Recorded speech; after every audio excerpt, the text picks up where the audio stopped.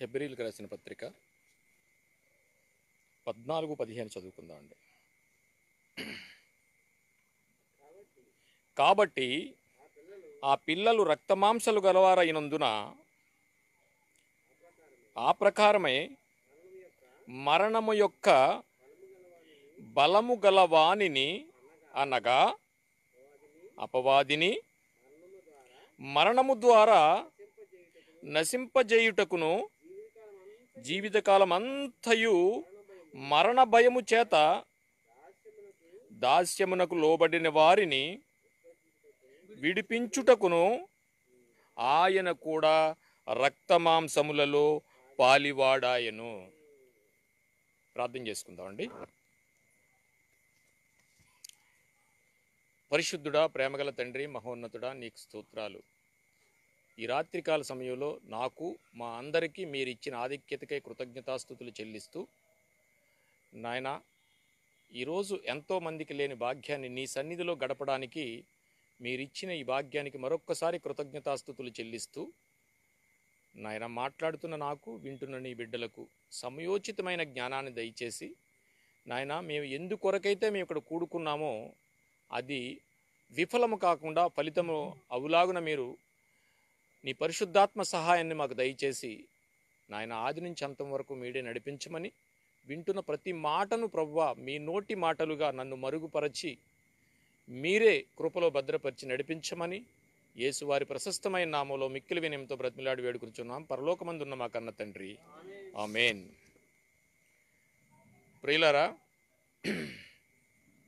పాటలు కానివ్వండి, ఇవాళ సందర్భానుసారంగా కొన్ని మాటలు కానివ్వండి, మరణం గురించి మాట్లాడుకున్నాం, మరణం గురించి పాటలు పాడుకున్నాం. ఇవాళ అంటే ఈ మరణం అనేది యావత్ ప్రపంచాన్ని శాసిస్తుంది. రెండవది అదే ఏలుతుంది. ఈరోజు ప్రపంచాన్ని ఏమి ఏలుతుంది అని మనం ఏమన్నా ప్రశ్న వేసుకుని ఎవరన్నా అడిగితే డబ్బు ఏలుతుంది అంటాడు, వ్యభిచారం ఏలుతుంది అంటాడు, ఇంక మరేదో చెప్తాం. కానీ ప్రియులరా, డబ్బు ఉంటే చాలు అనుకున్నప్పుడు ఆ డబ్బు మరణాన్ని ఏం చెయ్యలేదు, మరణాన్ని నుంచి తప్పించలేదు అనేది ప్రత్యక్షంగా దేవుడు మనకి జ్ఞానమున్న ప్రతి వారికి ప్రత్యక్షపరచాడు. ప్రియులారా, ప్రత్యక్షపరచాడు, ప్రత్యక్షంగా మనం చూసాం. అయితే ఈ మరణం ప్రపంచాన్ని ఏలుతుంది అనడంలో ఏమాత్రం సంకోచం లేదు. ఈరోజు ఉంటే చాలు అనుకున్న ప్రతి మనిషి ఒక రోజున ఆ మరణం వచ్చేటప్పటికి ఇది లేకపోయినా పర్లేదు, నేను బ్రతికితే చాలు అనే స్థితిలో ఉన్నారా లేదా? అది సత్యమని మనం నమ్మాలి. అందుకే పేతురు గారు తన పత్రికలో మాట్లాడుతూ ఒక మాట అపవాది గర్జించు సింహము వలె ఎవరిని మింగురుదునా అని తిరుగుచున్నది. ఏంటి గర్జించు సింహము వలె ఎవరిని మింగుదునా అనేది అక్షరార్థంగా మనం తీసుకుంటే అది మృంగుద్దా? అది మృంగుద్దా? అక్షరార్థంగా వినడానికి బాగానే ఉంది. గర్జించు సింహంలో వచ్చి మనల్ని మింగుతుందా అని మనం ఆలోచించినట్లయితే ఇప్పుడు చదువుకున్న వాక్యాన్ని మనం ఒక్కసారి ధ్యానిద్దాం. తీయండి ఒకసారి. అంటే మరణం అనేది అందరికీ సహజ సిద్ధమైనది అనేది ఖచ్చితంగా మనం నమ్మ తీరాలి. ప్రియులారా, పోనీ మరణం మరిచిపోద్దా అనడానికి మనం మరిచిపోయినా అది మరిచిపోదు. ఖచ్చితంగా అది మరిచిపోదనే విషయం మనం ఎప్పుడూ మరిచిపోకూడదు. అది ముఖ్యం. అందుకే అది మరిచిపోకే ఈ రోజున ప్రతి మనిషి ఏవేవో కట్టేసుకుంటున్నాడు, ఏవేవో వెళ్ళిపోతున్నాడు, ఎక్కడికో వెళ్ళిపోతున్నాడు. ఏమైపోతుంది? మరణం ఈ రోజున ప్రపంచాన్ని, సూర్యుని కిందన్న ప్రతి మనిషిని ఏలుతుంది అనడంలో ఏమాత్రం సంకోచం లేదు. ప్రియులారా, అందుకనే ఇందాక మనం చదువుకున్న ఆ వాక్యాన్ని మరొకసారి చూసినట్టయితే ఈ ప్రపంచాన్ని మరణ రూపంలో ఆడిస్తున్న ఈ సాతాను గర్జించు సింహం వలె మృంగుతాది అని పత్రికలో మాట్లాడిన విషయాన్ని మనం ధ్యానించినట్లయితే ప్రియులారా, మా అక్షరార్థంగా అది మనల్ని మింగదు.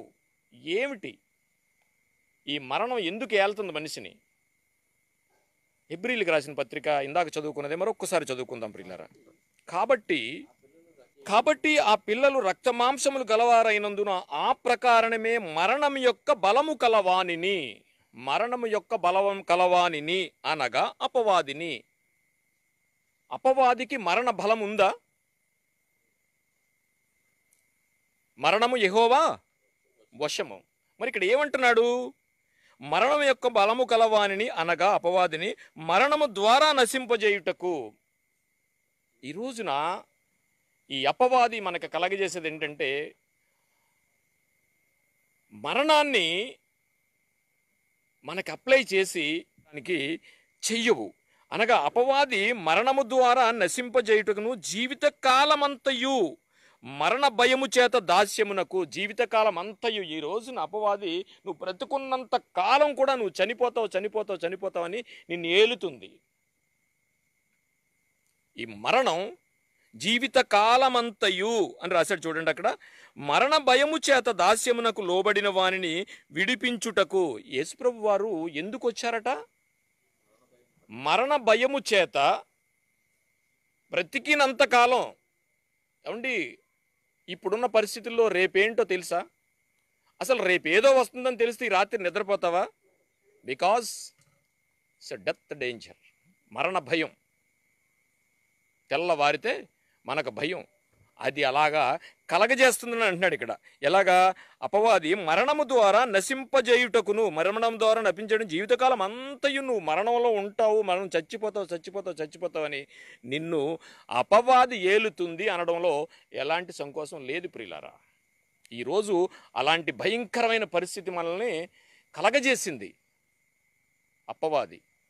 దాని కొరకే అంటున్నాడు చూడండి, విడిపించుటకును ఆయన కూడా రక్తమాంసంలో పాలివాడాయను. ఎందుకు? మరణ భయము చేత బ్రతుకుతున్న మనలను విడిపించడానికి ఆయన రక్తమాంసములు గల పాలివాడాయను.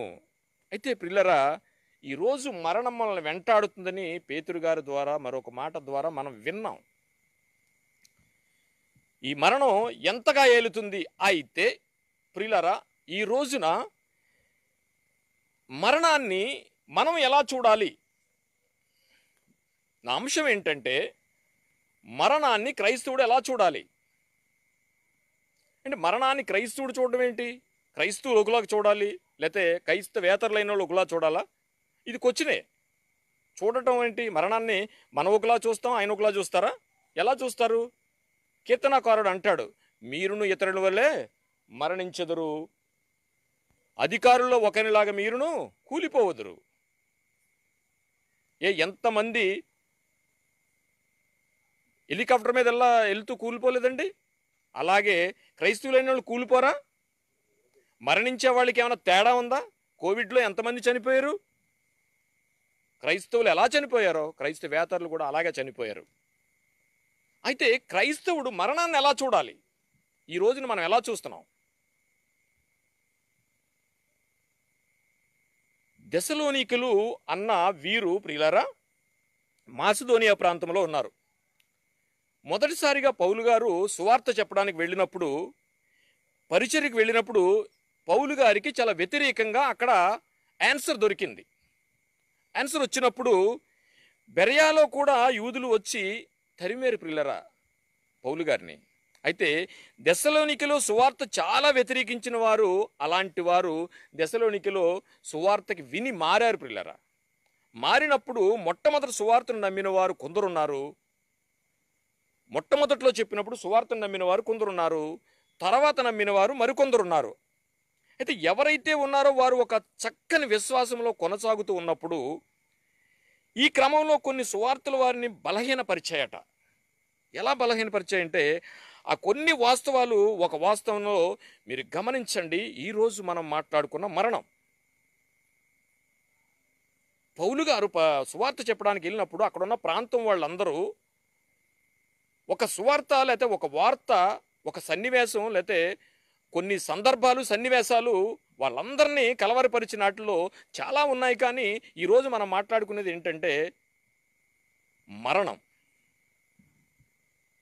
అంటే ఈ మరణాన్ని క్రైస్తవుడు ఎలా చూడాలి, లేకపోతే క్రైస్తవేతరులు ఎలా చూస్తున్నారు అనే దాని గురించి ఆయన చెప్తున్నప్పుడు దెసలోనికలు రాసిన పత్రికలో ఆయన మాట్లాడుతూ, ప్రియులారా, వారి మధ్య ఎవరైనా కన్ను మూసినప్పుడు ఆ ప్రాంతంలో పెరియాలో ఎవరైనా కన్ను మూసినప్పుడు వారు తమ దుఃఖాన్ని అమితంగా వ్యక్తం చేసే పరిస్థితి ఏర్పడిందట. అంటే అది కామనే కదండి.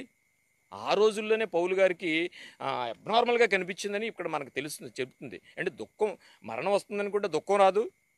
కానీ ఆ రోజు పౌలు గారట వారు తమ దుఃఖాన్ని అమితంగా వ్యక్తం చేయడం అయిన పరిస్థితిని చూసి పౌలు గారు తెలుసుకొని, ఎందుకనగా ఒకరోజు తిమోతి గారు శీల గారు కలిసి సువార్త చెప్పడానికి వెళ్ళినప్పుడు పౌలు గారి దగ్గరకు వచ్చి అక్కడ ఉన్న పరిస్థితిని అన్నీ తెలియజేశారు. సువార్త చెప్పడానికి వెళ్ళారు తిమోతి గారు శీల గారు. ఈ విషయాన్ని పౌలు గారికి చెప్పడం మొదలుపెట్టారు. మాసిదోనియా ప్రాంతంలో ఫిలిప్పీను ప్రాంతం ఉంది, దెసలోనికా ప్రాంతం ఉంది, బెరియా ప్రాంతం ఉంది. ఇవన్నీ ఉన్న ఏరియాలో దెసలోనికా ప్రాంతంలోని పరిస్థితి తెలియజేసిన తరువాత శీలలు తిమోతి గారు అది చెప్పిన మాటలు విని పౌలు గారు ఈ పత్రికను వ్రాయడానికి పూనుకుని ఆ పత్రికలో అక్కడ ఉన్న సంఘ విశ్వాసులకి ఆత్మీయంగా మరణము కొరకు బలపరచడానికి పౌలు గారు రాస్తున్న పత్రిక ఈ దెసలోనికల పత్రిక. ప్రియులారా, అది కేవలం మరణం గురించి ఆయన మాట్లాడుతున్నాడు. అయితే ఆయన ఉద్దేశం ఏంటంటే క్రైస్తవులు మరణాన్ని ఎలా చూస్తున్నారు? క్రైస్తవేతరులాగా చూస్తున్నారా? క్రైస్తవులాగే చూస్తున్నారా? క్రైస్తవేతరులు ఎలా చూస్తారు?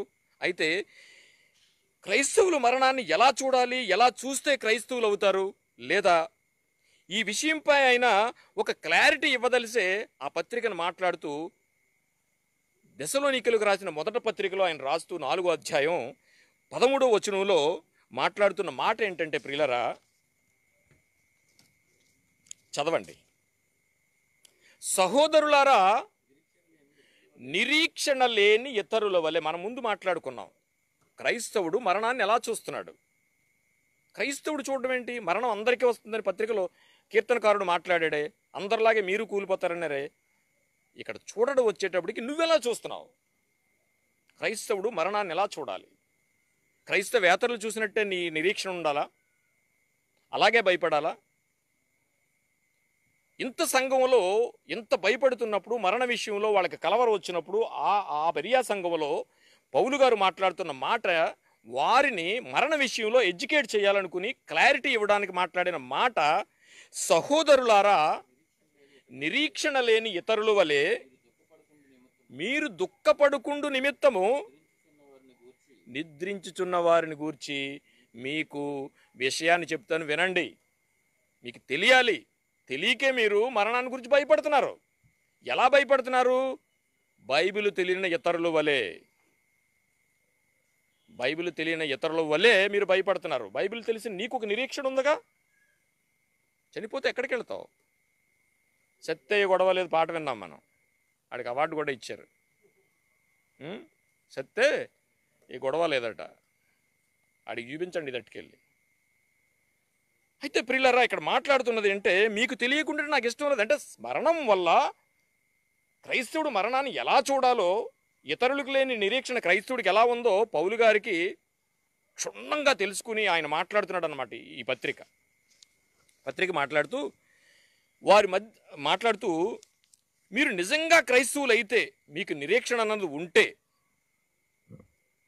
ఉన్నదో లేదో మనందరం పరిశీలించుకోవాలి. చెప్తున్నా, నేను వింటున్నా, మనందరం మన నిరీక్షణకి చేయించుకోవాలి. నిరీక్షణ ఉన్న క్రైస్తవులు, నిరీక్షణ లేని క్రైస్తవులని అడుగుతున్నాడు ఇక్కడ. మనం ఇందులో ఉన్నామో స్వపరీక్ష చేసుకుందాం. నిరీక్షణ ఉన్న క్రైస్తవులమేనా మనం? అయితే ప్రియులరా,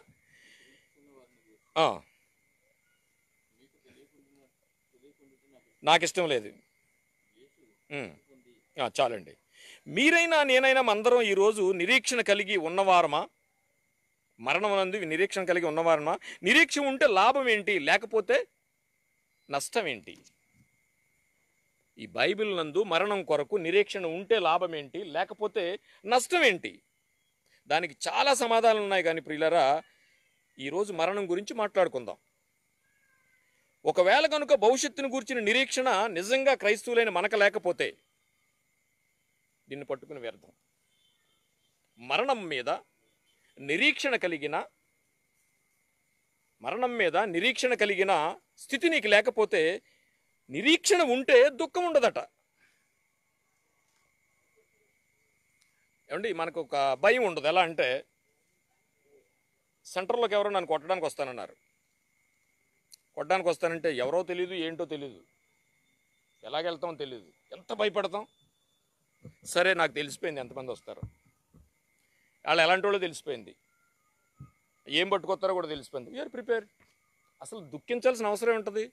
మన ఫోర్స్ ఎలా ఉంటుంది, అప్పుడు తగినట్టే ఉంటుంది. ఈ రోజున మరణం విషయంలో గమనించండి ప్రియులారా, నిరీక్షణ లేక భయంతో మనిషి అల్లాడిపోతున్నాడు తప్పితే క్రైస్తవ జీవితంలో బైబిల్ను అనుసరించిన నిరీక్షణ నీకు మరణం మీద గ్రిప్ ఉంటే మరణం నిన్ను ఏలదు ప్రియులారా. నీకు ఒక చిన్న సందర్భం చెప్తాను. అన్నయ్య గారికి తెలుస్తుంది, ఏంటిది ఛానల్స్ ఉంటాయండి, డిస్కవరీ చూస్తుంటాడు ఆయన ఎక్కువ, ఆయనకి బాగా అర్థమవుతుంది. ఈ రోజున లేడీ పరుగు ఎంతో తెలుసా ప్రియులారా మీకు? అంటే కరెక్ట్గా చెప్పకపోయినా ఒక 130 అనుకోండి, 130 నిజమే కదా, 120 నుంచి 130. దాన్ని పట్టుకోనాకి వెళ్తున్న చిరుతపులి దాని వేగం ఎంతో తెలుసా ప్రియులారా మీకు? 100 ఉంటుంది. పరిగెట్టేది ఎంత? 130. 130ని 100 పట్టుకోగలదా? గ్రిప్పు లేక భయపడుతూ దాస్యంగా బ్రతుకుతున్నామని ఇందాక చెప్పారు పేతురు గారు. దాస్యంలో బతుకుతున్నాం మనం. ఎందుకు? మరణం గురించి. అసలు మరణాన్ని తీసి అవతల పడేస్తే మనల్ని ఎవడండి మాట్లాడేది? అంటే అంత ఈజీ అంటే కాదు. ఈరోజు మనం తెలుసుకుందాం బైబిల్లో ఎంతమంది దాన్ని అనుసరించారో. ఈరోజు మనం తెలుసుకుందాం ఖచ్చితంగా. ఈ రోజున లేడీ భయపడి వెనక చూస్తుంది. దాని వేగం దానికి తెలిసి ఉంటే బైబిల్లో ఉన్న నీ నిరీక్షణ మరణం మీద యేసుప్రభు వారి యొక్క నీకు ఇచ్చిన అవకాశాన్ని, దాస్యాన్ని నుంచి విడిపించిన ఆ నిరీక్షణ బైబిల్ నందు నీకు తెలిసి ఉంటే మరణం గురించి ఆలోచించాల్సిన అవసరం లేదు. అసలు భయపడకపోతే మనిషి జబ్బు ఏం చేయదు.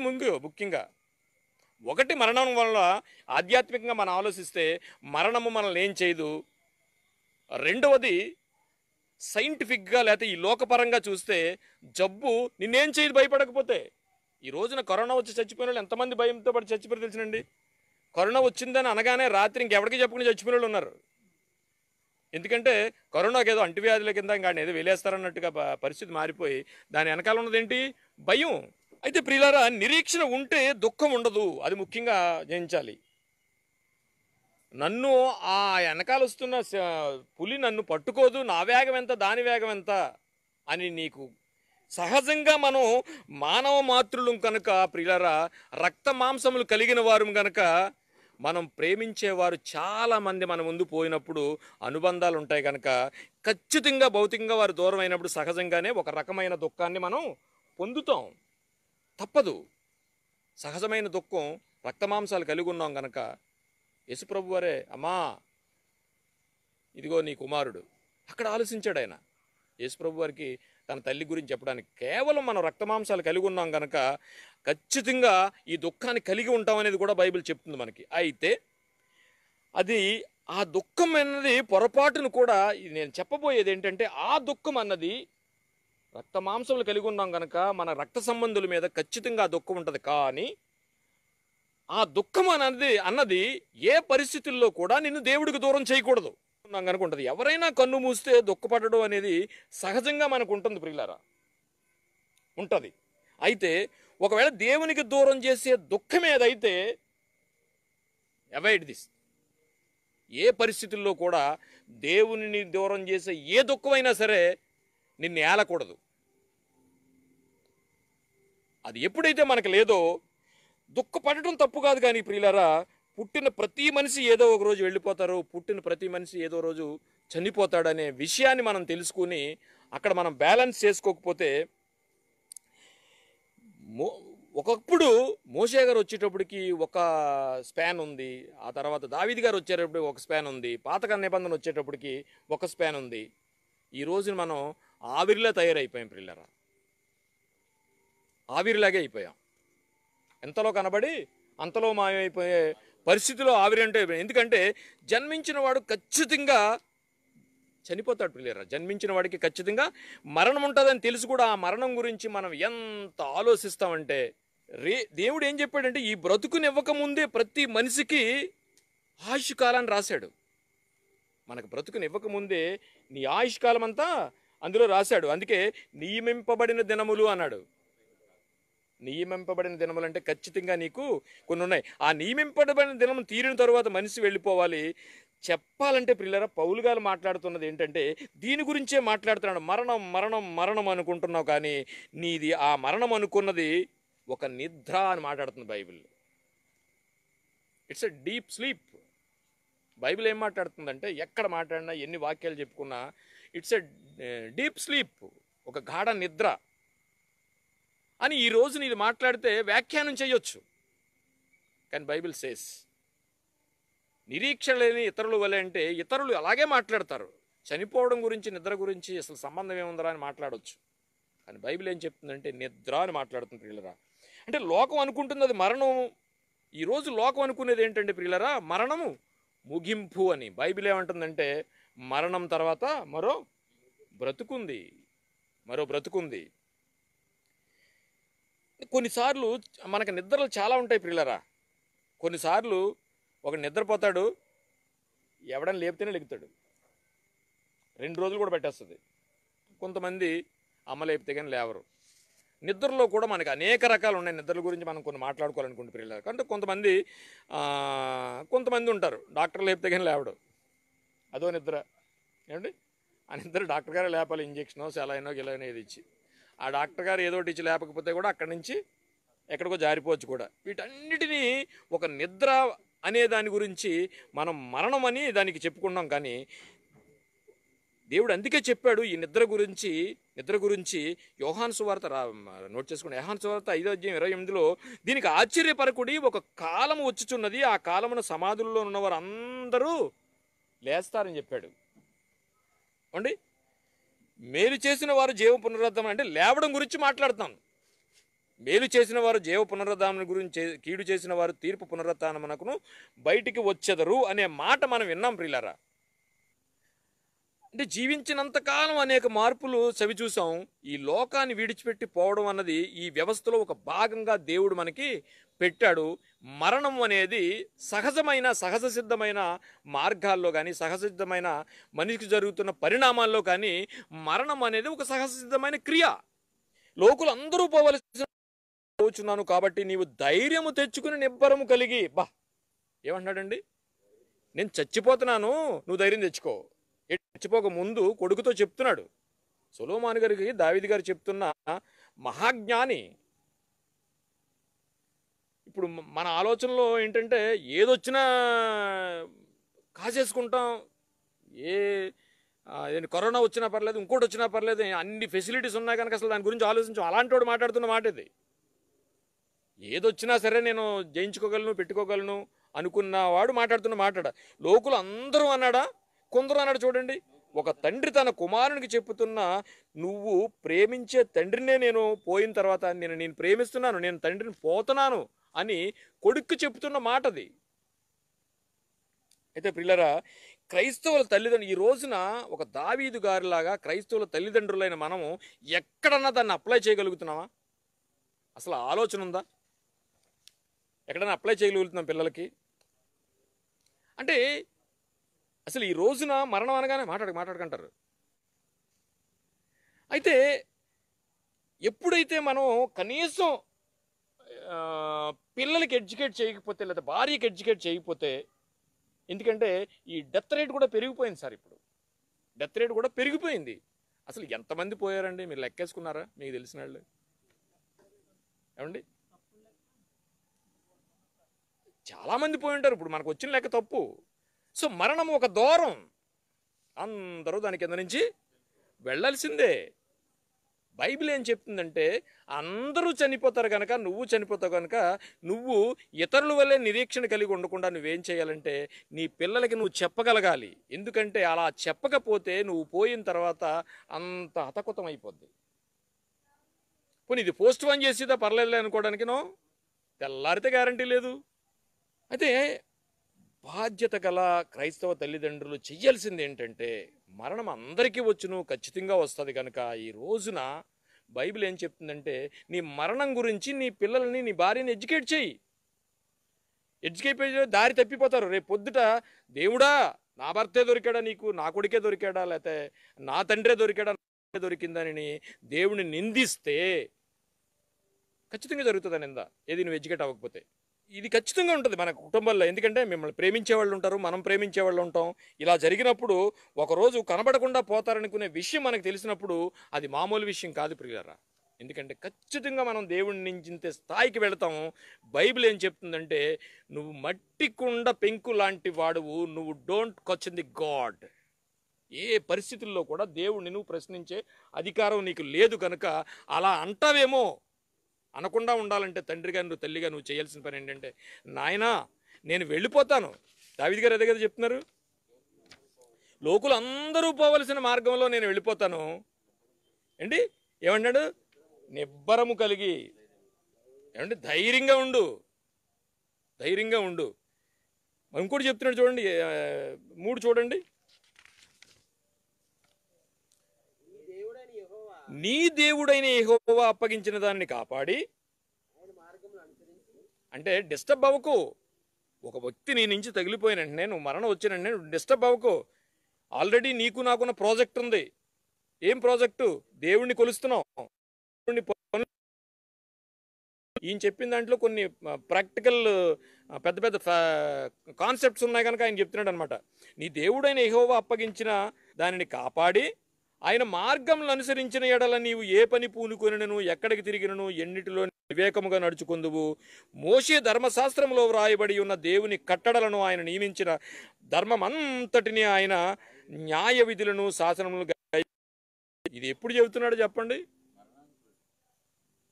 చచ్చిపోలా, ఇంకా మరణించలేదు. ఇంకా మరణించక ముందు ఎడ్యుకేట్ చేస్తున్నాడు సొలొమోను గారిని దావీదు గారు.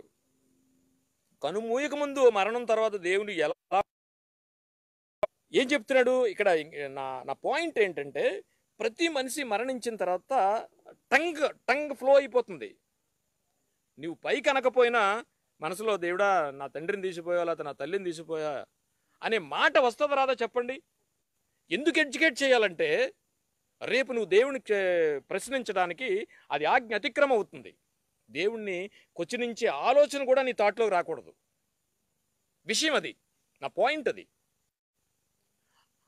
నా తండ్రి దొరికాడా, లేకపోతే నేను ఏం చేశానని నాకు అన్యాయం చేసావు అని చాలా కైజువల్ వర్డ్స్ కదా అవి, చాలా కామన్గా మాట్లాడే పదాలు కదా. పైకి అనకపోయినా, ఏంటి దేవుడా నేను ఇంత ప్రార్థన చేస్తున్నాను కదా, ఇటు ఇలా చేసేటి అన్నాం అనుకోండి. అలా కాకుండా, దేవునికి దూరం కాకుండా, దేవుణ్ణి అతిక్రమించకుండా, ఒక పెంకిలాగా మనం మాట్లాడకుండా ఉండాలని అనుకుంటే, ఈ రోజున క్రైస్తవుడైన నీవు నీ పిల్లలకి, నీ తల్లికి, అందరికీ కూడా నువ్వేం చేయమంటున్నాడు? మరణము గురించి చెప్పమంటున్నాడు. ఆయన నిర్మించిన ధర్మమంతటిని, ఆయన నియమించిన ధర్మమంతటిని, యెహోవా ఏమైతే నీకు నియమించాడో ఆ ధర్మం అంతటిని, ఆయన న్యాయ విధులను, శాసనములను గైకొనుము అని చెప్తున్నాడు. అంటే దావీదు గారు చెప్తున్నది మరణ పాఠాలు, కానీ అది మరణం అని కాదు. అంటే అలాగే అబ్రహాము గారు కూడా మనం చూసుకుంటే ప్రియులారా, దావీదు గారి తర్వాత అబ్రహాము గారు కూడా చూసుకుంటే, తన పిల్లలకు ఏం చెప్పాడో మనం అనుకుంటే, ఒకసారి ఆదికాండం 18వ అధ్యాయం తీయండి. ఆదికాండం 18వ అధ్యాయం 19వ వచనం. ఆదికాండం 18వ అధ్యాయం 19వ వచనం. ఎట్లనగా, అబ్రహామును గూర్చి చెప్పినది అతనికి కలుగునట్లు, తన తరువాత తన పిల్లలకు, తన ఇంటి వారును నీతి న్యాయములను జరిగించుచు యెహోవా మార్గమును గైకొనుటకు అతడు వారికి ఆజ్ఞాపించినట్లు నేను అతని ఎరిగి ఉన్నాను అనే ఒక వాక్యం ఇది. అంటే దేవుడి యందు ఎలాగుండాలో చెప్పాడంటే దాని అర్థం ఏంటండి? మరణించక ముందే నేను మరణిస్తాను, నేను మరణించిన తరువాత, అంటే వాళ్ళు ఎంత కేజువల్గా తీసుకున్నారు. It's one of the way, అందులోకి అందరూ వెళ్ళాలి, ద్వారం. ఈ రోజున అబ్రహాము గారు చేస్తున్న కనీస, లేకపోతే దావీదు గారు చేస్తున్న కనీస నాలెడ్జ్ మనం మన కుటుంబాల్లో ఏమన్నా అప్లై చేస్తుంటే ఇంత హతకుతం అయిపోద్దా? పోనీ ఎందుకులేండి బాబు ఇలాగే ఇంటి ఎలాగండి అంటే, ఇది ఏమైనా ఆగుద్దా? ఏమనుకుంటామంటే, అదేంటండి ఇలా చెప్తారు, ఎలా చెప్పేస్తాం అంటే ఇది ఏమన్నా ఆగుద్దా? బైబిల్ ఏమంటుందంటే, నువ్వు నిజంగా నీ కుటుంబాన్ని ప్రేమిస్తే మరణం గురించి, మరణ పాఠం పిల్లలకి చెప్పాలి. This is Bible says. నువ్వు నిజంగా ప్రేమిస్తే, నీ పిల్లలు అల్లాడిపోకుండా ఉండాలనుకుంటే, నీ భార్య అల్లాడిపోకుండా ఉండాలంటే, నీ మరణ పాఠాలు ప్రతి క్రైస్తవుడికి తెలిసి ఉండాలి. ప్రిపరేషన్. ఈ ప్రిపరేషన్ లేకపోతే పోనీ ఇది రాదు, ఏమన్నా అవకాశం ఉందా, మనం ఏమైనా చేస్తామంటే లేదు. అయితే తన బిడ్డ చనిపోయాడు, మీకు అందరికీ తెలుసు. దావీదు గారికి కొడుకు చనిపోయాడు. ఏమవుతారు సొలొమోను గారికి? ఏమవుతారు? సొలొమోనుకి అన్నయ్య అవుతాడు. సొలొమోను గారికి ఒక అన్నయ్య ఉన్నాడు, చనిపోయాడు. చనిపోయినప్పుడు ఈయన ఏం చేశాడు? ఆ విషయాన్ని ఇప్పుడు చనిపోయిన తర్వాత ఆ బిడ్డ చనిపోయాడు, ఈ విషయాన్ని వీళ్ళందరూ ఏంటంటే ఎలా చెప్పాలనుకుని వెయిట్ చేస్తూ తీసుకున్నాడు దాన్ని. అందరూ సేవకులందరూ ఆ చెప్పడానికి ఇబ్బంది పడుతున్నారు, రాజుగారితో ఎలా చెప్దామని. అలాంటి సమయంలో అర్థం చేసుకున్న దావీదు గారు అడుగుతున్నారు. ఏమని అడుగుతున్నారు చూడండి ఒకసారి. 2వ సమూయేలు గ్రంథం 12వ అధ్యాయం త్వరగా చదివితే కొంచెం క్లోజ్ చేద్దాం. అప్పుడు ఆ బిడ్డ చనిపోయినని అతనితో చెప్పిన తనకు తాను హాని చేసుకునేమో చూడండి. ఒకవేళ దావీదు గారు, ఇప్పుడు మన ఎక్స్పెక్టేషన్ ఏంటంటే దావీదు గారు ఒకవేళ అలా చెప్పేస్తే, దావీదు గారు రాజుగారికి అని చెప్పేస్తే, అయ్యి బాబాయ్ రాజుగారు ఏమైపోతారు, ఇప్పుడు మనందరం అదే అంటే హాని చేసేసుకుంటాడేమని. ఇప్పుడు తన బిడ్డను చనిపోయినని ఆయనతో చెప్పిన ఎడల తనకు తాను హాని చేసుకునేమో అని అనుకుని దావీదు సేవకులు బిడ్డకు చనిపోయిన చెప్పి వెరచిరి. అయితే దావీదు తన సేవకులను గుసగుసలాడు సంగతి గ్రహించి బిడ్డ చనిపోయినా అని తన సేవకులను అడుగుగా వారు చనిపోయి నేల నుండి లేచి స్నానం చేసి తైలము పూసుకొని వేరు వస్త్రములు ధరించి యెహోవా మందిరంలో ప్రవేశించి మొక్కి తన ఇంటిని తిరిగి వచ్చి భోజనము తెమ్మనిగా వారు వడ్డించి అప్పుడు ఆ భోజనం చేసెను. సేవకులు బిడ్డ జీవంతో ఉండగా ఉపవాసం ఉండి దాని కొరకు ఏడ్చుచుంటివి గాని మరణించినప్పుడు లేచి భోజనం చేసితివి, నీవిలాగు చేయుట ఏమని దావీదును అడుగగా. సందర్భం అర్థమైంది కదా. సందర్భం ఎలాగ చెప్పాలి అనుకుని వీళ్ళు ఆలోచిస్తుంటే ఆ సందర్భాన్ని తెలుసుకున్నాడు. చచ్చిపోయాడా? ఓకే, అయితే పని చేయండి, మీ నెక్స్ట్ కార్యక్రమం ఏంటంటే చచ్చిపోయాడు కదా, ఏంటి ఇంకా చెప్పలేదు చచ్చిపోయారని. ఆ సందర్భాన్ని గమనించిన దావీదు గారు ఏమంటాడంటే చచ్చిపోయాడు, అయిపోయింది. లోకులు అందరూ తెలుసు, మీకు తెలుసు, నాకు తెలుసు, అందరికీ.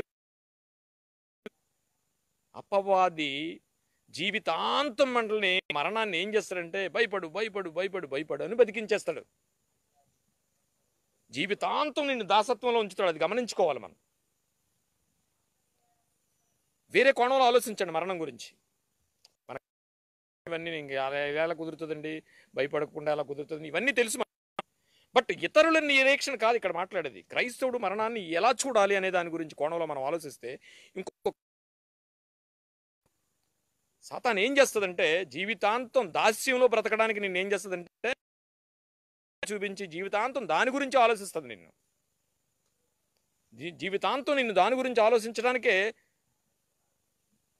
బ్రతికినంతకాలం దాస్యంలో నిన్ను ఉంచడానికి కారణం ఏంటంటే ఆ మరణ దాస్యంలో మనం ఉన్నాం ప్రియులారా ఇప్పుడు. అయితే ఆయన ఏం చేశాడు? తన బిడ్డ ప్రాణంతో ఉన్నప్పుడు దేవుడు నా యందు కనికరి బ్రతికించనేమో అనుకుని, ఓకే మనందరం ఇది చేస్తాం, ఏదో వచ్చింది, చాలా కష్టపడతాం, మరణించకూడదనే చేస్తాం, ఎన్నో చేస్తాం, ఇట్స్ క్లోజ్, అయిపోయింది. ఇంకా అక్కడి నుంచి 10 రోజులు ఏడుతాం. కానీ ఇప్పుడు కూడా అది కూడా లేదు. ఈయన ఏం చేస్తున్నాడు? వీళ్ళందరూ చూశారు. ఉన్నప్పుడు దేవుడు నా యందు కనికరించి బ్రతికించినేమో అనుకుని నేను ఉపవాసం ఉండి ఏడ్చుచుంటిని.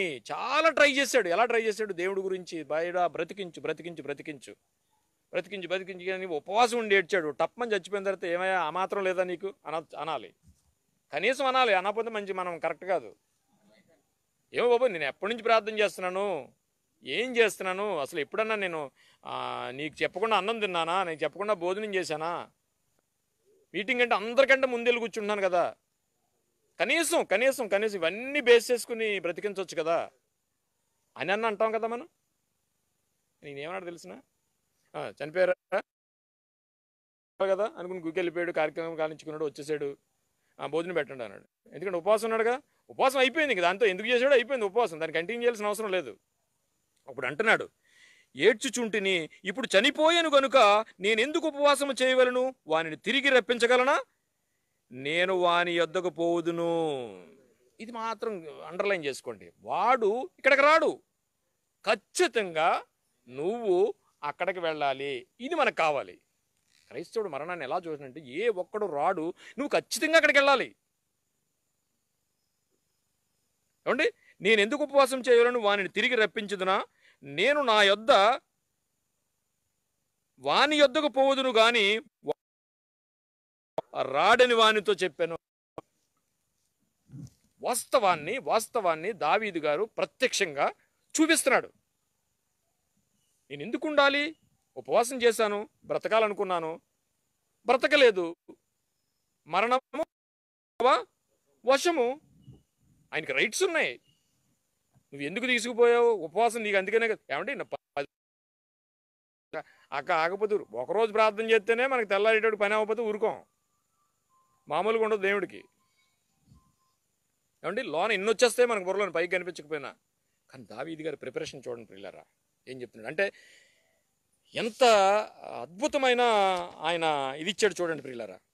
అంటే ఇలాంటి ప్రిపరేషన్ కలిగిన క్రైస్తవం మనకు ఉండాలి ప్రియులారా. అంటే నేనే గనుక ముందు పోతే, సొలొమోనుతో మాట్లాడుతున్నాడు, దేవుని ఎడల నువ్వు నిబ్బరం కలిగి ఉండాలి అంటున్నాడు ఇక్కడ. ఇందాక మనం అనుకున్న మాటలో నేనే కనుక ముందు పోతే, ఆయనకంటే ముందు పోయిన కొడుకు గురించి ఇప్పుడు ఏం మాట్లాడుతున్నాడు? ఆయనకంటే ముందుకు పోయిన కొడుకు గురించి మాట్లాడుతున్నాడు. ఇది ప్రిపరేషను. వీరందరి చరిత్ర దేవుడు మనకి ఎందుకు రాయించాడంటే ప్రియులారా, ఈరోజు మనిషి దేవా ఇంతటి మంచి జీవితాన్ని ఎందుకు ఇచ్చావు అని ఏ ఒక్కరు అడగట్లేదు ప్రియులారా. నేను ఏదో పరిస్థితిలో ఉన్నాం, ఎక్కడో ఉన్నాం, దేవుడు కొంచెం లిఫ్ట్ ఇచ్చాడు, పైకి వచ్చాడు. పైకి వచ్చిన తర్వాత అక్కడ ఏమైందంటే, అన్నీ ఇచ్చినప్పుడు ఏ వ్యక్తి కూడా దేవా నువ్వు నాకు ఇచ్చావా, ఎందుకు ఇచ్చావు, నాకు చాలా కలగజేసావని అడగకుండా ఇవన్నీ ఎందుకు ఇచ్చావని అడగడు. కానీ ఆపద వచ్చినప్పుడు ఇవి నాకే పెట్టాలా అనుకునే ఆలోచన క్రైస్తవ జీవితంలో ఉండకూడదు ప్రియులారా. అసలు అక్రెస్గా ఉండండి. ఆ ఛాయలకే మనకూడదు. అంటే ఆయన ఇచ్చింది ఏదైనా దేవుడు తీసుకుంటాడు. ఆయన ఇచ్చింది ఏదైనా దేవుడు ఇచ్చింది మనం తీసుకుంటాం. యోబు గారు చూడండి అన్నాడు, అన్నీ ఆయన ఇచ్చినయే ఆయన తీసుకెళ్ళిపోవడం చెప్తాడు. అంటే ఇది గాడ్ రైట్స్ అవన్నీ ఏవైనా జరుగుద్ది. కానీ నువ్వు దేవుని చిత్తానికి, ఆయన చిత్తానికి నువ్వు ఏంటంటే లోబడి ఉండాలి. అయితే అలాంటి సమయంలో క్రైస్తవుడైన మనం దావీదు గారిలాగా కూడా మరణం అంటే మార్గమని, అదొక ద్వారమని, ఖచ్చితంగా ఏ రోజు ఎవరైనా ఎప్పుడైనా సరే ఆ మార్గం గుండా వెళ్ళి తీరాలని, వెళ్ళక తప్పదని, వెళ్ళాల్సి ఉంటుందని మనం ఖచ్చితంగా ఆలోచించారు ప్రియులారా. అంటే ఆయన ద్వారం అని ప్రతి వాళ్ళు ఉండాలి. That is the Christianity. ఇతరుల వలే కాదు అంటున్నాడు. బైబిల్ ఎప్పుడు మాట్లాడినా మరణం గురించి మాట్లాడదాం. మరణాన్ని నిద్ర అని మాట్లాడుతుంది. యేసుప్రభు వారు కూడా ఒక సందర్భంలో ఆయన మాట్లాడుతున్న మాటను మనం చూసినట్లయితే, బేతనీ అనే ఊరిలో మీకు అందరికీ తెలుసు. ఒకరోజు బేతనీ వాళ్ళందరూ ఏమనుకున్నారు, ఇక లేడు అని, మరియ కూడా ఇంక చనిపోయాడని. దేవుని మీద ఏమొచ్చిందండి? ఇసుక్కుంది మరియ కదా. నువ్వు పిలిచినంటే వచ్చుంటే బతికేవాడు కదా. ఇలాగ ఒక చిన్న నిట్టూర్పు. ఆ నిట్టూర్పు సహజంగానే మనకు వస్తూ ఉంటుంది. అక్కడ కూడా మనం ఉండకూడదనే ఆలోచనలోనే ఉంటే మనకి ఒక నిరీక్షణ కలిగి ఉంటాం. అయితే ఈ విషయంలో బేతనియాలో ఉన్న చనిపోయిన తర్వాత, లాజర్ గారు చనిపోయిన తర్వాత అందరూ చూసి ఇంక బ్రతకడు లేడు అని ఆ బేతనియా యోహాను సువార్త 11వ అధ్యాయం 11వ వచనం. ఆయన ఈ మాటలు చెప్పిన తరువాత మన స్నేహితుడైన లాజరు నిద్రపోయాడు. ఏమండి, 4 రోజులు అయిన చనిపోయిందంటే ఈయన మాటలు చూడండి ఎలా ఉన్నాయో. వాళ్ళు విన్నారనుకోండి, వాళ్ళు కానీ ఎలా ఉంటుంది? అతన్ని మేలుకొల్ప వెళ్ళుచున్నానని ఉన్నవారు ఎవ్వరు లేపినా లేవడండి. ఏమండి, లేపారు, లేవలేదు. కానీ ఏమన్నాడు? నిద్రించుచున్న వారిని అన్నాడు. లేదా మరణాన్ని ఎలా చూస్తున్నాడంటే, ఇప్పటికీ మరణాన్ని మనం ఎలా చూస్తున్నాం అంటే, ఇప్పటికి సగం జీవితం పైనే మనకి గడిచిపోయింది. పిల్లలు కూడా ఉన్నారనుకోండి. అయితే ఇక మనకున్నది చాలా చిన్న జీవితం. ఒకవేళ వయసు చిన్నదైనా పెద్దదైనా మనకున్నది చాలా చిన్న జీవితం. బాప్తీసం తీసుకునే నిజమైన క్రైస్తవ మీరంతా క్రీస్తు లేపబడిన వారైతే లేపబడతాము. ఆ లేపబడతారనే క్రైస్తవ నమ్మకం నిరీక్షణ మీకు ఉన్నప్పుడు మరణాన్ని వదిలేస్తాం. కాకుండా మనకున్న నిరీక్షణ ఏంటంటే మనం లేపబడతాము అనుకునే ఆలోచన మనకు ఉండాలి. అందుకని యేసు ప్రభువులు అనేక సందర్భాలను మనకు చూపించారు పిల్లలు. ఏ సందర్భాలంటే ఏమండి, ఈ బేతనియా గురించి ఒక చరిత్రలోకి వెళ్ళి మనం ఆలోచిస్తే అండి, ఎంతోమంది మారారంటండి ఆయన లేచిన తర్వాత. ఎంతోమంది క్రైస్తవులు బైబిల్లో లిఖితంగా లేకపోయినా బేతనియాలో ఆ సందర్భం జరిగిన తర్వాత మారారట. అది ఒక అద్భుతమైన ఘట్టంగా బేతనియాలో రికార్డు చేయబడింది. మరణాన్ని ఎలా చూస్తున్నాం అనేది గురించి మనం అవుతుంటే అయితే క్రైస్తవుల్లో ఈ నిరీక్షణ ఎక్కడ కనిపించట్లేదనేది మనం ఖచ్చితంగా చెప్పొచ్చు. ఎందుకంటే మరణం విషయం వచ్చేటప్పటికి అందరికంటే మనమే ఎక్కువ అడావిడి చేస్తున్నామేమో, ఎక్కువ ఆలోచిస్తున్నామేమో. మరణం అంటే అందరూ చూసినట్టుకంటే చూస్తున్నామే తప్ప మరి బైబిల్ కోణంలో దాన్ని చూడట్లేదనేది మనకు ఖచ్చితంగా అర్థమవుతుంది. ఇక మనం చేయాల్సింది ఏంటంటే మరణాన్ని మరో కోణంలో చూడాలి. ఎవడో మనల్ని శాసిస్తున్నాడు, దాస్యంలోకి తీసుకెళ్ళిపోయాడు. వాడు మరణం మరణం మరణం అని ప్రతిరోజు మనకి చూపిస్తానే ఉన్నాడు. ఆ మరణం నుంచి మనకు రావాలంటే దేవునిలో ఉండటం అనేది ముఖ్యం. అందుకనే దశలోనికి రాసిన పత్రికలో 4:14 అదే వచనం నుంచి మళ్ళీ ఒకసారి మనం చూద్దాం ప్రియులారా. దశలోనికి రాసిన పత్రిక 4:16 చూద్దాం. అంటే ఎన్నో ఎన్నో బైబిల్లో మనకు రాయబడి ఉన్నాయి. మనం ఎత్తబడలేమా? చచ్చిపోతే మరణమే ముగింప? ఆ మరణం తర్వాత మనకు బ్రతుకులేదా? దీన్ని యేసుప్రభు వారు 33 సంవత్సరాల్లో భూమి మీద ఉంటుండగా అనేకమైన సందర్భాలను మనకు చూపించాడు. అవన్నీ తప్ప? అవి నిజం కాదా? అన్నీ నిజమే, కానీ దాని నమ్మలేకపోతున్నాం. విశ్వాసంతో నమ్మలేకపోతున్నాం.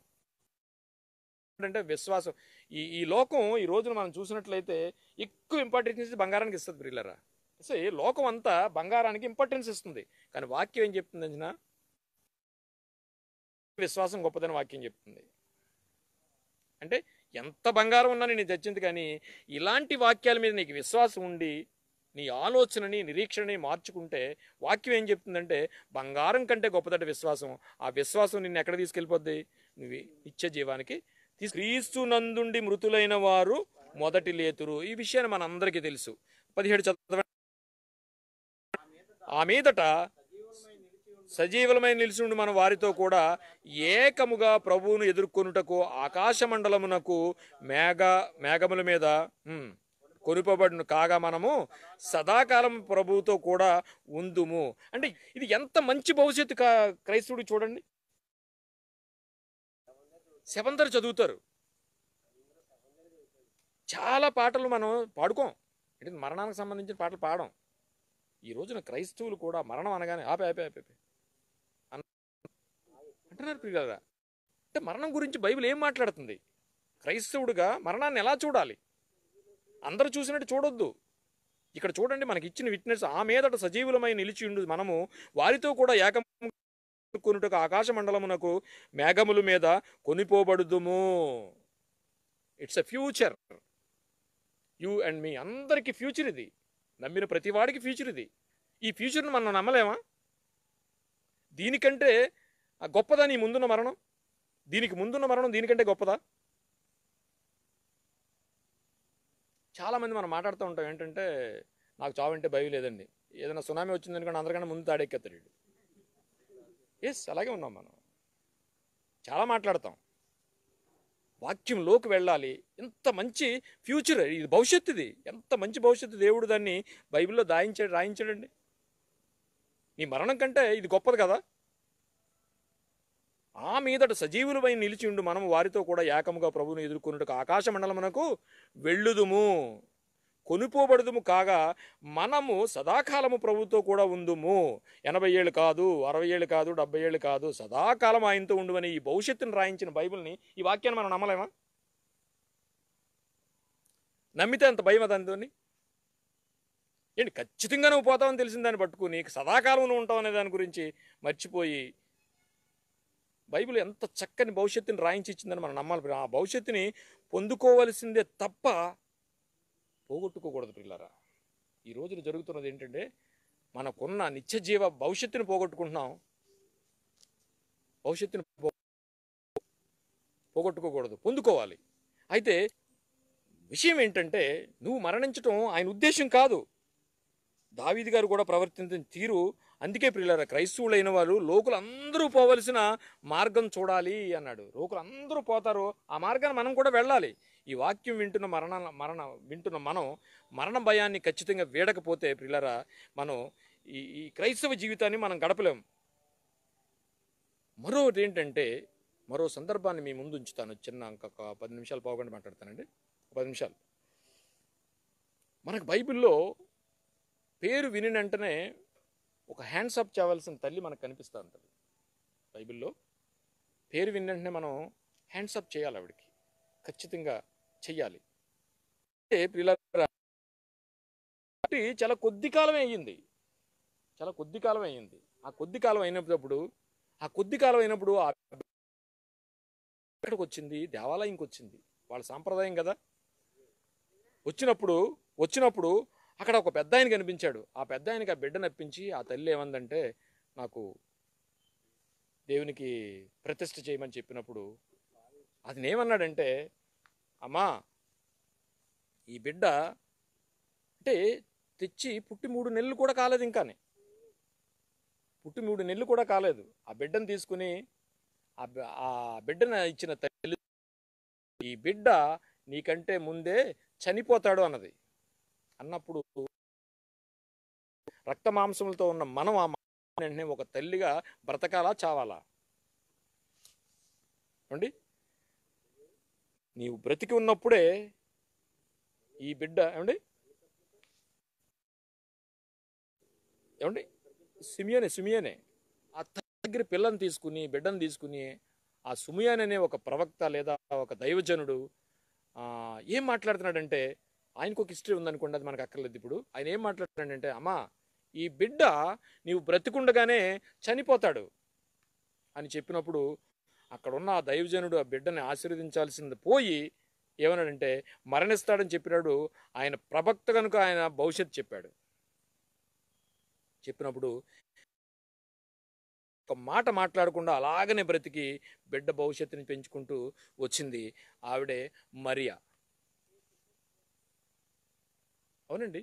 యేసు ప్రభు వారిని తీసుకెళ్ళిన వెంటనే, గుడి దగ్గరికి వెళ్ళిన వెంటనే, ఆ దేవాలయం దగ్గరికి వెళ్ళిన వెంటనే ఒక ఆయనకి ఇచ్చి ప్రార్థన చేయమని చెప్పి మనం చేస్తాం. ప్రార్థన చేయమంటే చూశాడు, బాగానే ఉంది. చూసిన వెంటనే, అమ్మా ఈ బిడ్డ చనిపోతాడు నువ్వు బతికున్నప్పుడే అనేటప్పటికి ఎంత భయంకరమైన మాట. ఒకసారి చూద్దాం. అది లూకా సువార్త 2వ అధ్యాయం 3వ వచనం. లూకా సువార్త 2వ అధ్యాయం 3వ వచనం. యేసేపు ఆయన తల్లియు ఆయనను గూర్చి చెప్పబడిన మాటలను విని ఆశ్చర్యపడిరి. సుమియోను వారిని దీవించి, ఇదిగో అనేక హృదయాలోచనలు బయటపడుట వల్ల ఇశ్రాయేలీయులు అనేకులు పడుటకును తిరిగి లేచుటకును ఆస్పదమైన గుర్తుగా ఈయన నియమింపబడి ఉన్నాడు. మరియు నీ హృదయములోనికి ఒక ఖడ్గము దూచుకొని పోవునని ఆయన తల్లి అయిన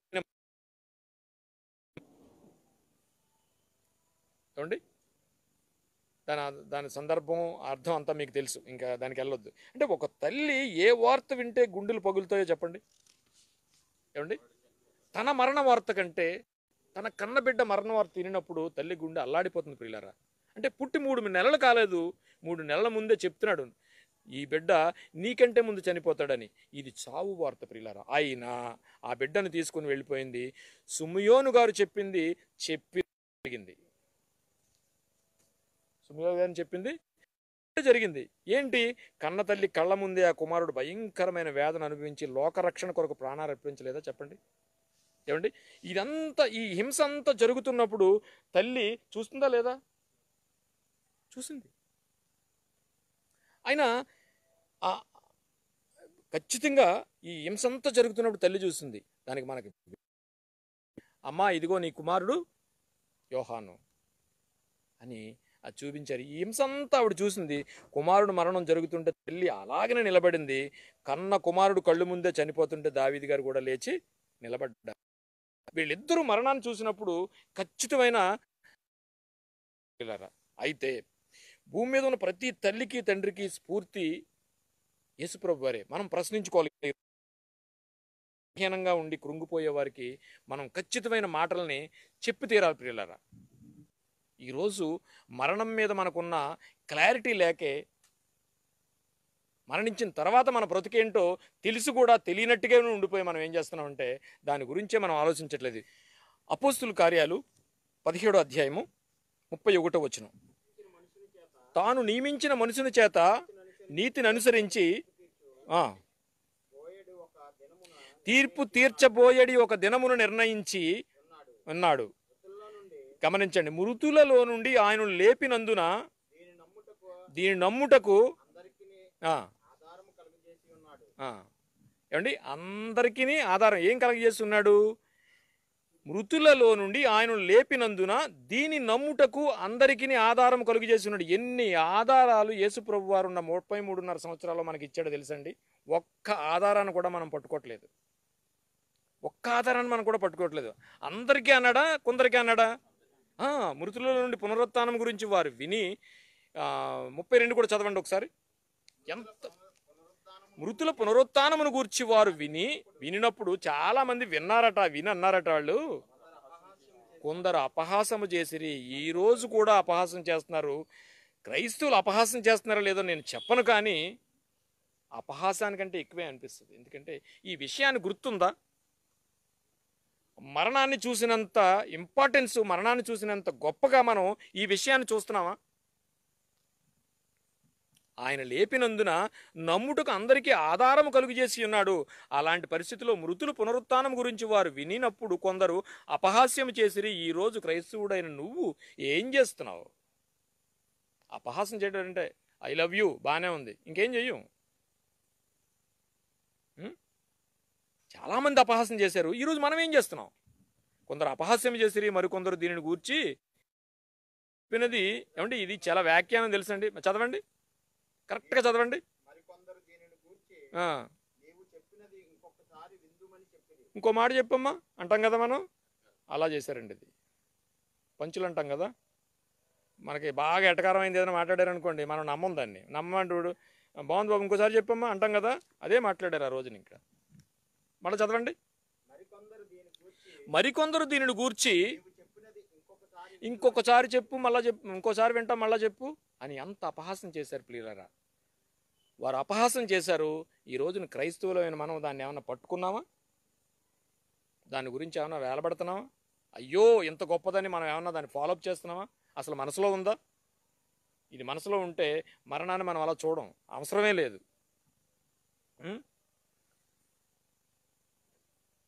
మత్తయి సువార్త 27వ అధ్యాయం 52వ వచనం. మరొక ఎవిడెన్స్ ఏంటంటే, సమాధులు తెరవబడెను, నిద్రించిన అనేక మంది పరిశుద్ధులు శరీరము లేచెను. మనం ఇందా చదువుకున్నాం. ఏం జరిగిందంటండి? 1వ శతాబ్దంలో యేసుప్రభు వారు మరణించిన తర్వాత, ఇది మాత్రం గట్టిగా ఉంచుకోండి.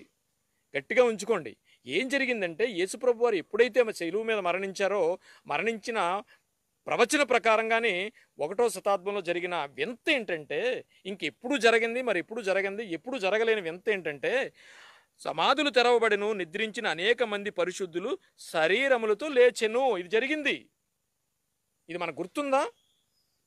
లేచారట. యేసుప్రభు వారు ఎప్పుడైతే శిలువ మీద మరణించారో శవాలన్నీ పైకి లేచాయట. వారు సమాధుల నుండి బయటికి వచ్చి ఆయన లేచిన తరువాత పరిశుద్ధులు ఇక్కడ గమనించాలి, ఎవరు లేస్తారట? పరిశుద్ధులు మాత్రం. ఎవరు పరిశుద్ధులు? యేసుని నమ్మిన వారు. అందరూ పరిశుద్ధులు కాదు. కానీ యేసుని నమ్మిన మనం పరిశుద్ధులు కాకుండా ఉంటే అది ఏమండి? యేసుని నమ్మిన మనం అందరూ పరిశుద్ధులుగా ఉండాలి. ఈ వాక్యాన్ని ఖచ్చితంగా ఏమండి, యేసుప్రభు వారిని ఎందుకు శతపురుడిగా ఎంచారు? ఎందుకు వీళ్ళందరూ అళ్ళిపోయారు? ఆ రోజు ఎటకారం ఆడినాడు, ఆ రోజు పంచులేసిన వాళ్ళు రోజు ఏమైంది తెలిసిన? అపోస్తుల కార్యాలు 4వ అధ్యాయం 16వ వచనం. ఈ మనుషులు ఒకరోజు ఇలా చూసిన వారు, ఇలా అపహాసం చేసిన వాళ్ళు ఆ విషయాన్ని చూసి, యేసుప్రభు లేవడాన్ని చూసి, అనేక వింతలు చూసి, యేసుప్రభు వారు బయటకు వచ్చి ఆయన పునరుద్ధానుడు వెళ్ళడం చూసి ఎలా మాట్లాడారు? వాళ్ళు ఏమంటున్నారు చూడండి. ఈ మనుషులను మనం ఏమి చేయదుము, వారి చేత ప్రసిద్ధమైన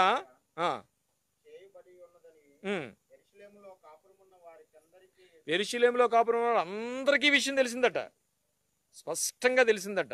ఎవరైతే అన్నారో అవన్నీ తెలిసిందంట. ఇంకెవరు విన్నారు అని ఎవరన్నారు? ఈ విషయాన్ని అందరికీ తెలిసిందని ఎవరన్నారు? మీరు ఒకసారి చూడండి, మత్తయి సువార్త 27:54. ఇందాక 52 చదివాం, ఇప్పుడు 54 చదవండి. ఈ విషయాన్ని ఎవరు చెప్పారు? ఇంత జరిగిందని యేసుప్రభు వారు మరణించిన వెంటనే దాంట్లో ఉన్న పరిశుద్ధులు లేచారు, లేచి వాళ్ళకి అగుపడ్డారు. ఈ విషయాన్ని మనకి ఎప్పుడైనా బుర్రలోకి ఎక్కిందా? ఎవరన్నారట? ఈ విషయం ఎవరు ఒప్పుకున్నారంటే యేసుప్రభు వారు పునరుద్ధానం జరిగింది, లేచారు, పరిశుద్ధులు వచ్చారు, అందరికీ కనిపించారని ఎవరు చెప్పించారని దేవుడు రాయించాడంటే, శతాధిపతియు అతనితో కూడా చూసి మిక్కిలి భయపడి నిజముగా ఈయన దేవుని కుమారుడని ఎవరైతే ఆయన మీద పంచిలేశారో వాళ్ళందరూ తెలుసుకున్నారట. ఈ రోజున మనకు గుర్తుందా? తెలుసుకున్నామా? ఖచ్చితంగా తెలుసుకోవాలి పిల్లలు. వాళ్ళందరూ తెలుసుకున్నారట, ఈయనే దేవుడు కుమారుడు కాదని నియమించిన వాళ్ళందరూ తెలుసుకున్నారు. అందుకే యేసుప్రభు వారు నేను లేపినట్టుగా, నేను లేచినట్టుగా మీరందరూ లేస్తారనే ఎవిడెన్స్లు అనేకమైనవి చూపించాడు. అద్భుతమైనది ఏంటంటే పిల్లరా, ఇది మాత్రం మర్చిపోవద్దు. యేసుప్రభు వారు చనిపోయిన వెంటనే భూకంపం వచ్చింది, కొండలు పగిలిపోయాయి, ఇవన్నీ జరిగాయి. ఇవన్నీ ఫ్లోలో వదిలేస్తున్నాం మనం. ఇప్పుడు యేసుప్రభు వారు శతపురుషుడని లేకపోతే ఇంతకంటే గొప్పోడు లేడని ఎందుకు చేశారంటే, ఈ మధ్యకాలంలో మీరు ఒకటి విన్నారా లేదో, చాలా రోజులైంది. ప్రపంచంలో ఉన్న సైంటిస్టులు అందరూ కలిపి ఏ వ్యక్తి వలన ఈ ప్రపంచం అంతా ప్రేమగా కానీ లేకపోతే ఒక అద్భుతమైన మాటల ద్వారా కానీ ప్రభావితమైందో అని ఒక రీసెర్చ్ జరిగింది. ఆ రీసెర్చ్లో ఉన్నవాళ్ళు 100 మందికి పైన వీళ్ళందరూ లేచారు. ఎవరు? సైంటిస్టులు. అందులో కులం లేదు, మతం లేదు, రిలీజియన్స్ లేదు. అందులో హిందువులు ఉన్నారు, సిక్కులు ఉన్నారు, జైనులు ఉన్నారు. అనేక మంది సైంటిస్టులు అందరూ కలిపి ఈ ప్రపంచం అంతా ఏ ఒక్కరి మాట చేత ప్రభావితమైందని ఒక రీసెర్చ్ స్టార్ట్ చేశారు. ఒక 1000 మందిని సెలెక్ట్ చేశారు. ఒక 1000 మందిని సెలెక్ట్ చేసిన తర్వాత ఫిల్టర్ చేస్తే 100 మంది వచ్చారు. 100 మంది తర్వాత 10 మంది వచ్చారు. 10 మంది తర్వాత 5 వచ్చారు. ఆఖరిగా తేలింది ఎవరంటే, ఇట్స్ ఎ రీసెర్చ్. ఇది ఊరకనే కథ కాదు, ప్రపంచంలో లండన్లో జరిగింది ఇది. ఆఖరిగా ఎవరంటే, ఈ ప్రపంచం అంతా ప్రభావితం అనే ఒక్క యేసు ప్రభు మాట ద్వారానే ప్రభావితమైంది, ఇంకేమీ కాదని దే ఆర్ డిసైడెడ్. పేపర్లో కూడా వచ్చింది. అంటే అంత గొప్ప ఇది ఎందుకు జరిగింది అంటే, మనం ఎవ్వరం వినలేంది, కనలేంది, చూస్తూ వదిలేస్తున్నది ఒక అద్భుతమైన మాట ఏంటంటే, ఆయన చనిపోయిన తర్వాత పరిశుద్ధులు లేచారు, ఆయన చూపించాడు, ఎవిడెన్స్ చూపించాడు, వెళ్ళి అందరికీ కనిపించాడు, వాళ్ళందరికీ కనిపించారు. అసలు వీళ్ళు కనబడితే వాళ్ళు ఏమైపోతారండి? ఇప్పుడు మీ తాత ఎవరో వచ్చి 20 సంవత్సరాలు చచ్చిపోయిన తాత వచ్చి నేను కనిపించాడు అనుకోండి, ఎవరు కనిపించారు అనుకోండి, ఏంటి మన పరిస్థితి? బాగున్నామంటావా? ఉండం, అసలు అక్కడ ఉండం. తర్వాత ఎప్పుడో 2 రోజుల తర్వాత మనకి చెబుతూ వచ్చి, ఏడిరా బాబు ఏం జరిగిందంటే అప్పుడు వాళ్ళు చెప్పుంటారు, ఒరే మీరందరూ ఆయన్ని భయంకరంగా వేయించారా అని అదే చెప్పుంటారు. అంటే అలాంటి పరిస్థితి జరిగిపోయింది. అంటే ఎవిడెన్స్ అన్నిటంటే, నువ్వు మరణించినా సరే వెళతావు, నువ్వు మరణించే, అది మరణం అంటే మరణం కాదు, అది నిద్రే అని ఎన్నో ఎవిడెన్సులు చూపించాడు ఆయన. ఆ ఎవిడెన్స్లన్నీ మనం చూస్తూనే పాస్ అయిపోతూ, మళ్ళా ఇతరుల నిరీక్షణ లేక మనం ఏమవుతామో తెలియక ఇతరుల వల్లే భయపడుతూ దాస్యమునకు పోయి ఆడు కోణంలోకి వెళ్ళిపోయి. ఇప్పుడు ఏమండి మీరు ఒకసారి ఆలోచించండి, ఒక్కసారి మనం ఎవరి గ్రిప్లో ఉన్నప్పుడు బాప్తిసం పొందేసి రోజు బైబిల్ పట్టుకుని వెళ్ళిపోతున్నా అని దేవుళ్ళో ఉన్నాం అనుకుంటున్నారా? నో, ఆలోచించుకోండి ఒకసారి. సాతాను గ్రిప్పులో ఉన్నావు. ఎప్పుడైతే మరణాన్ని ఎంత భయంకరంగా నువ్వు చూసావో, సాతాను జీవితాంతం మరణంతో ఏళ్తున్నాడు మనల్ని. అంటే వీఆర్ ఇన్ సాతాను అనమాట. సో దాని నుంచి బయటికి రావాలంటే ఒక బలమైన వాక్యాల్ని మన బుర్రలో ఉంచుకోవాలి. మరణిస్తే మనకి ఖచ్చితమైన బ్రతుకుంది. మరణించమని నేను చెప్పట్లేదు, మరణము సాతాను ఏలుతుంది మన మీద. మనం ఇప్పుడు మరణం విషయంలో సాతాను గ్రిప్పులో దాస్యంలో ఉన్నాం. అది ఇక్కడ పాయింట్ అదనమాట. రెండవది, మరణాన్ని బేస్ చేసుకుని ఈ మరణం వలన అనేక విపత్తుల వలన ఏ పరిస్థితుల్లో కూడా దేవుణ్ణి దూషించి ఆలోచనకి నువ్వు వెళ్ళకూడదు. దేవుణ్ణి దూషించి ఆలోచన నువ్వు వెళ్ళకూడదు. నేనే దొరికానా, నేనే చచ్చిపోయినా, నా పిల్లల్ని తీసుకెళ్ళిపోవాలి, ఇలా అనుకునే మాటలు దేవుణ్ణి మనం ఉచ్చరిస్తే అది వాక్యానుసారంగా అది దేవునికి విరుద్ధం అవుతుంది. దాస్యంలో ఉండి మరణాన్ని వాడు మనసా తేలిస్తుంటే మరణాన్ని పట్టుకుని దేవుణ్ణి. అయితే ప్రియులరా, ఈరోజు ఆదామును ఎలాగూ అందరూ మృతి పొందిరో అలాగుననే క్రీస్తునను అందరూ బ్రతికించుదురు. ఏమండి మనం విన్నాం కదండి, ఇదంతా మనకి ఈ అద్భుతమైన మరణ ఘట్టం మీద మనకి విశ్వాసం లేకపోతే, విశ్వాసం గురించి దేవుడు మాట్లాడుతూ మనకున్న ఈ మరణం మీద ఉన్న నిరీక్షణ బట్టి మనం మాట్లాడుకుంటూ ఆయన మాట్లాడుతున్న మాట అంటే అదే దెస్సలోనికీయులకు రాసిన 4:15 కాబట్టి మీరు ఈ మాటల చేత, మనం ఎన్ని వాక్యాలు చెప్పుకున్నాం, ఏం వాక్యాలు అవి? యేసు పునరుద్ధానం ఉందని, ఆయన చెప్పిన మాటలన్నీ జరిగాయని, ఆర్భాటంతో వచ్చి మన దూతతో మనం తీసుకెళ్తాం, అప్పుడు మనం అందరూ లేపబడతామని, మనం వెళ్ళేవాళ్ళు అందరూ ఈ మరణానికి సంబంధించి ఒక ద్వారం ఉందని, అందరూ ఆ ద్వారం గుండా వెళ్ళాలని అనేక మాటలను చెప్తూ ఆయన అన్నాడు. ఇప్పుడైతే నిద్రించుచున్న వారితో ప్రథమ ఫలంగా కాబట్టి 4:18 కాబట్టి మీరు ఈ మాటల చేత ఒకడినొకడు ఆదరించుకొనుడి. ఏ మాటల చేత ఆదరించుకోవాలి? ఈ మరణానికి సంబంధించిన మాటల చేత, దేవుడు ఇచ్చిన అద్భుతమైన ఆయన క్రియలను ఆదరించుకోవాలి. ఎలా ఆదరించుకోవాలి? 14 చదవండి ఒకసారి, దెస్సలోనికీయులకు రాసిన పత్రిక. ఎలా ఆదరించుకోవాలంటే నేను చదువుతున్నాను, వినండి, జాగ్రత్తగా బుర్రపెట్టండి. యేసు మృతి పొంది తిరిగి లేచినని మనము నమ్మిన ఎడల అదే ప్రకారం, అంటే మరణానికి సంబంధించి సపోర్ట్ చెప్తున్నాను నేను. మరణాన్ని గురించి మనం ఎంత భయపడుతున్నామో, ఇతర నిరీక్షణలాగా మనం లేకుండా, వాళ్ళ నిరీక్షణ ఉంది, ఆ నిరీక్షణ పక్కన పెట్టుకుని మరణాన్ని ఎంత గొప్పగా తీసుకుని మనం ఇబ్బంది పడుతున్నామో, ఆ ఇబ్బందికి దేవుడిచ్చిన మనకు ఏ ఆదరణ పొందాలో ఆ ఆదరణ మాటలు ఏం చెప్తున్నాడంటే, యేసు మృతి పొంది తిరిగి లేచినని మనము నమ్మిన ఎడల అదే ప్రకారం యేసునందు నిద్రించిన వారికి దేవుడు ఆయనతో కూడా నిలవబెట్టుకుని వచ్చెను. మేము ప్రభువు మాటను విని మీతో చెప్పినదేమనగా, ప్రభువు రాకడ కొరకు సజీవులమై నిలిచి ఉండుట మనం నిద్రించిన వారి కంటే ముందుగా ఆయన సన్నిధి చేరుదుము. భవిష్యత్తు, చక్కటి భవిష్యత్తు. ఏమండి? ఆర్భాటముతోనూ ప్రధాన దూత శబ్దంతోనూ దేవుని బోరతోనూ పరలోకం నుండి ప్రభువు దిగివచ్చును. క్రీస్తు నుండి మృతులైన వారు మొట్టమొదట లేతురు. భవిష్యత్తు. ఆ మీదట సజీవులై నిలిచి ఉండుట మనము వారితో కూడా ఏకముగా ప్రభువుని ఎదుర్కొనుటకు ఆకాశ మండలమునకు మేఘల మీద కొనిపోబడదుము. కాగా మనము సదాకాలము సదాకాలము సదాకాలము, ఎప్పుడు అక్కడే ఉంటావు, 70 సంవత్సరాలు కాదు. ఈ మాటలన్నీ చందమామ కథల్లా చదివేసుకుంటున్నాం, కానీ ఈ మాటల మీద మనకేమన్నా ఒక గ్రిప్ కానీ ఒక విశ్వాసం కానీ ఏమన్నా ఉందా? ఈ మాటల్ని నెవరేసుకుంటూ వీటి మీద విశ్వాసం లేకపోతే మరణం మనల్ని జయించేస్తుంది. మరణం అయిపోతే ఏమైపోద్దని ఇతరులు అనుకున్నట్టే మనం అనుకోకుండా ఇంకేమైనా అనుకుంటున్నామా? అంతకు మించి మనం ఏమైనా అనుకుంటున్నామా? ఇన్నుంటే పిల్లరా గమనించండి, భవిష్యత్తు చెప్తున్నాడు. ఆ మీదట సజీవులమై నిలిచి ఉండుట మనము వారితో కూడా ఏకముగా ప్రభువుని ఎదుర్కొనుటకు ఆకాశ మండలమునకు మేఘల మీద కొనిపోబడుదుము. కాగా మనము సదాకాలం ప్రభుతో కూడా ఉందుము. కాబట్టి ఈ మాట చేత ఒకడినొకడు, ఈ మాటల చేత ఒకరినొకడు ఆదరణ చెప్పుకోవలను. మనం ఇవి మాట్లాడుకోకుండా ఏదో మాట్లాడుకుంటాం ప్రియులరా. ఖచ్చితంగా ఈ వాక్యాలను బుర్రలో పెట్టుకుని, మరణం కంటే అద్భుతమైన ఘట్టం మనకి ఎదురుంది కాబట్టి ఈ మరణాన్ని వాడు మనకి అది చూపించి భ్రమ పెడుతున్నాడే తప్ప ఈ మరణం నిన్ను ఏం చేసేది కాదు. ఆఖరిగా ఒక మాట చూసుకుని నేను ముగిస్తాను. దెస్సలోనికీయులకు రాసిన అదే పత్రికలో 3వ తిమోతియు, ఇప్పుడు మీ యొద్ద నుండి మా యొద్దకు వచ్చి మేము మిమ్మును ఎలాగూ చూడనపేక్షించుచున్నామో అలాగే మీరును మమ్మును చూడనపేక్షించుచు ఎల్లప్పుడూ మమ్మను ప్రేమతో జ్ఞాపకము చేసుకొనురని మీ విశ్వాసమును ఇవన్నీ చెప్పుకోవడం వల్ల, ఇవన్నీ మనం తర్కించడం వల్ల, ఒకరికొకరు ఆదరణ చెప్పుకోవడం వల్ల, ఇలాంటి మరణం గురించి పక్కన పెట్టి ఇతరుల వల్లే కాకుండా మన నిరీక్షణ గురించి మనం ఆదరణ చెప్పుకోవడం వల్ల ఏం పెరుగుతుందంటే విశ్వాసం పెరుగుతుంది. దేని మీద? మరణాన్ని ఏదైతే జయిస్తుందో అది కాదు అనే విశ్వాసం మనకు పెరుగుతుందని, కలుచుకుని ఆదరించుకోవడం వల్ల విశ్వాసం పెరుగుతుందని ఆయన చెప్తున్నాడు. ఈ విశ్వాసం మనకు ఉంటే ఈ మరణాన్ని జయించడం ఈజీ అవుతుందని ఈ వాక్య సారాంశం.